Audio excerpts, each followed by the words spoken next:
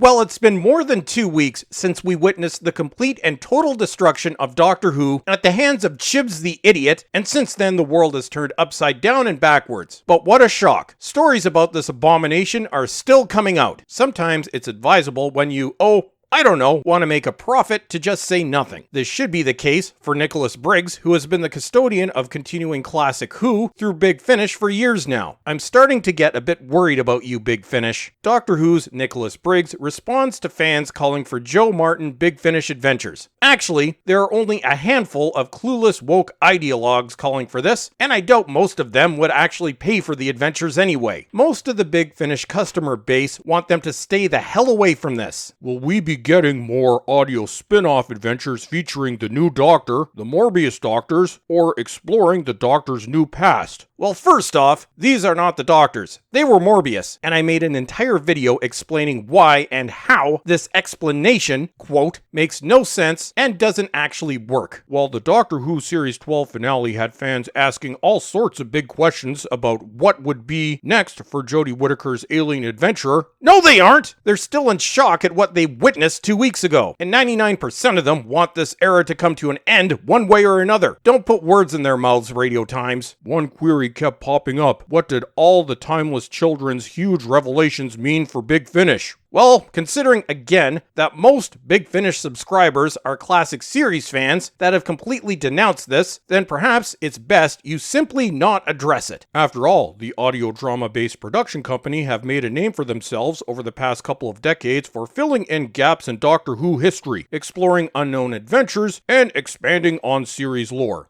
Yes, they have, and they've been great at it, but I don't see them being around much longer if they start to adapt Chibs the Idiot's canon destruction arc. So do the Series 12 plot twists, including the fact that there's a new Doctor played by Joe Martin and a mysterious period of the Doctor's life lost to her memory, spell a new dawn for Big Finish? It won't be a new dawn for Big Finish. It will be the end of Big Finish. All possibilities are open. The company's executive producer and regular actor and writer Nicholas Briggs told Radio Times, though there's no decisions on that made at all. Actually, Briggs, if you care about the future of your company, then, as I said, just don't do it at all. Briggs, who also voices the Daleks and other monsters in the main TV series, noted that the licensing deal Big Finish has with the BBC means that stories featuring the current cast and storylines are prohibited, meaning any ideas of exploring the Doctor's new backstory might need to be held until sometime in the future. Yes, but when this abomination of an era is over, and God we hope it's soon, even though it won't be because the BBC has shown its complete contempt for fans in recent weeks and has made it clear that they will continue regardless of how few are watching. God damn it, Boris. Hurry up with that license fee removal. And the damage done to Doctor Who on TV can never be repaired now anyway. At the moment, our license covers us up until the end of the 12th Doctor era, he told us. And for the love of God, please leave it there permanently. That's where real Doctor Who ended for 99% of us, and that's where it should end for you. Think of long-term profitability, man. I have no idea what it holds for Big Finish in the future. That's the absolute truth of the matter. The end of Big Finish. That's what will happen if you incorporate any of this. But we try to get involved in as much and as many different avenues of Doctor Who as possible. Dude, you already lost a lot of goodwill with your River Song range, also known as misandry on display. Please don't dig yourself in any deeper. And then he proceeds to dig himself in deeper. But what about the Morbius Doctors? And here we learn that neither of you actually watched my video. The Timeless Children heavily implied that 8 faces in classic Doctor Who story The Brain of Morbius, intended by the production team of the time to be versions of the Doctor from before William Hartnell's first, an idea that was dropped very quickly and never expanded upon because unlike Chibs the Idiot and friends, they actually cared about Doctor Who lore, were indeed part of the Doctor's history after all. No, they weren't. The Doctor was fully aware of what was happening on screen, meaning that if this was the case, then he would have been aware of these earlier incarnations while he was still in his 4th incarnation.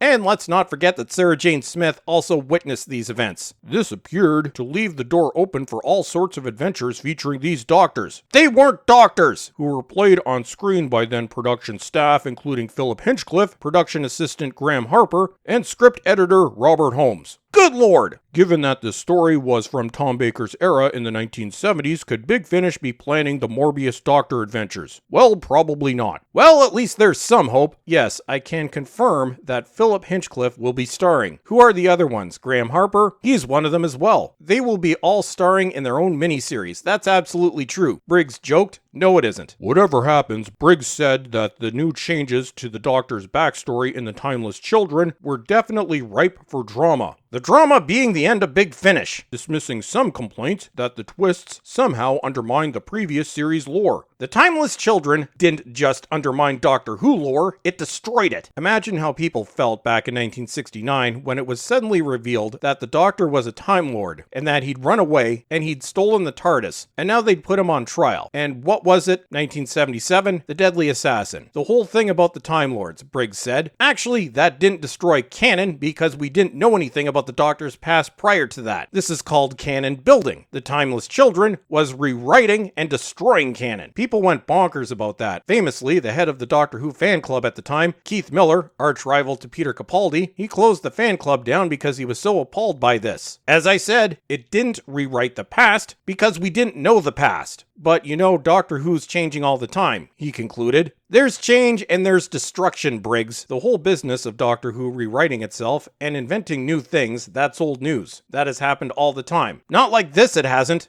Briggs, you're better than this. Please don't swallow the Kool-Aid. Yes, I know you appeared in the episode, but being so explicit in your support of these idiots is not going to do you or Big Finish any favors. Come on, man. Do all the people that supported you for 2 decades a favor and just don't cover this. You don't have to deny it. Just don't talk about it. Keep making the brilliant audio adventures you've been making. Otherwise, well, it's been a great 21 years. And that's it for today, and I will see you next time.